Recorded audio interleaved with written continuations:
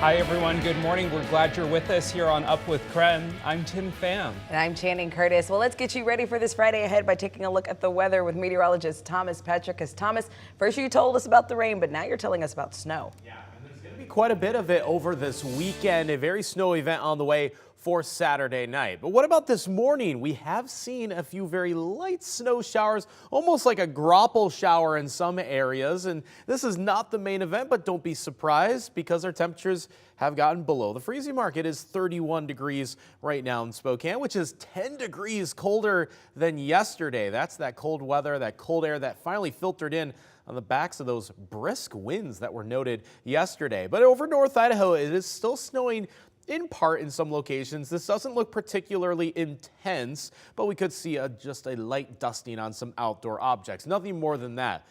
But when you widen out and look at the Pacific Ocean, there's our next storm system. It is another atmospheric river, but it won't be quite as warm this time around. I'll show you the more precise details in terms of our snowfall event because of this over the weekend, all in just a few minutes.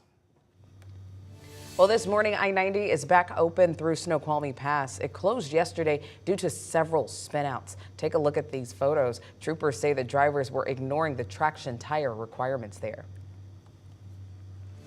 Well, in a matter of hours, Eastern Washington University leaders will be presented with a new report that recommends how the school can address budget and enrollment issues. We first told you about the report on Up with KREM yesterday. The school's president tasked a group of faculty and staff to look at strategic resource allocation. This means taking a close look at every program and service. The task force gave suggestions on balancing resources, investing more in some areas and cutting from others.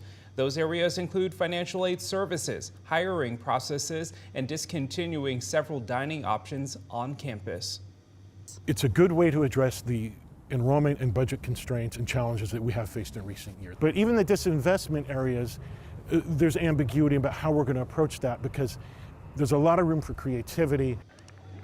The task force also wrote in the report, quote, EWU's leadership needs to consider all options to decrease football's unsustainable deficit spending, including moving football to a lower division, end quote. However, EWU officials tell KREM 2 they are committed to remaining a D1 member of the Big Sky Conference. Right now, the community can submit feedback on the report through the university's website. The Board of Trustees meeting starts at 8 a.m. this morning. KREM 2 will have a reporter there at the meeting. You can follow us on KREM.com for the latest updates. The president of the University of Idaho released a book about leading the school through major crisis yesterday. In it, he talks about the murders of 4 University of Idaho students.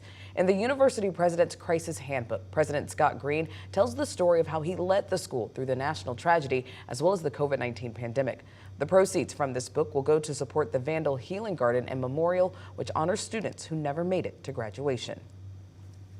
Continuing coverage this morning, law enforcement in Las Vegas shared the names of 2 of the victims killed in a shooting at the University of Nevada, Las Vegas.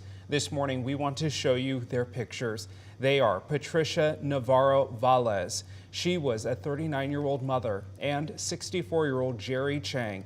Both of them were faculty members. The gunman was also killed. At this hour, authorities continue to investigate a motive for the shooting.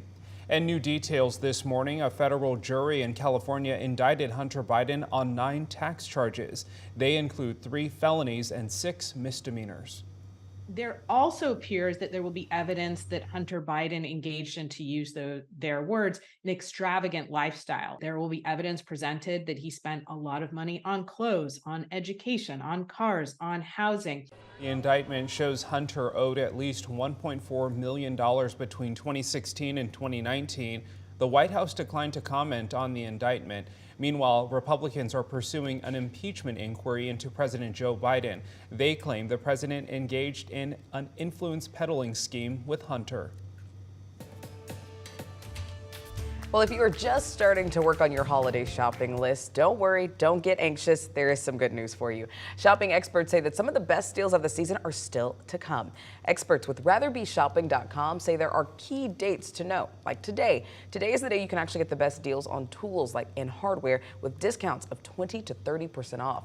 Saturday is good for tech items like laptops and even toys. Then next Friday is the big day for apparel and shoes, as stores offer discounts and even free shipping to get your items in time for Christmas. If you've already bought your gifts, don't forget about price adjustments. Many retailers will actually give you some of your money back if the price changed. And travel experts say that there is a return to normalcy this year after years of uncertainty during COVID. The popular hotel chain Hilton saw its highest occupancy rate since the pandemic. On CBS Mornings, the company's CEO said the younger generations are really leading the charge on travel.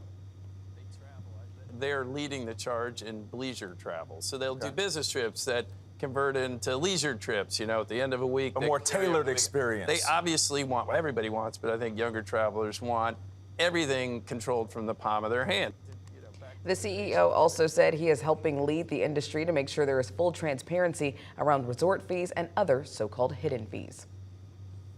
6:06 and weather conditions have gotten a lot cooler this morning compared to every other day this week. That colder air finally filtering in quickly. So a few temperatures are below the freezing mark. And yes, we have seen a bit of very light snow this morning. Nothing that's going to prompt any winter weather advisories, at least not just yet. This weekend, though, will be a different story. Today, not a bad day as the last of that moisture is finally wrung out of the atmosphere. We see more sunshine. That's probably by far the most sunshine we've seen all week long. The more we get, the better chance we'll hit 40 degrees today. But this weekend, that is where the snowfall will be found, especially during the PM hours on Saturday. A Saturday evening snowfall could amount to as much as 5 inches of snow for Spokane or Coeur d'Alene, and we'll cover who has the best chance to see the most snow this weekend in just a few moments.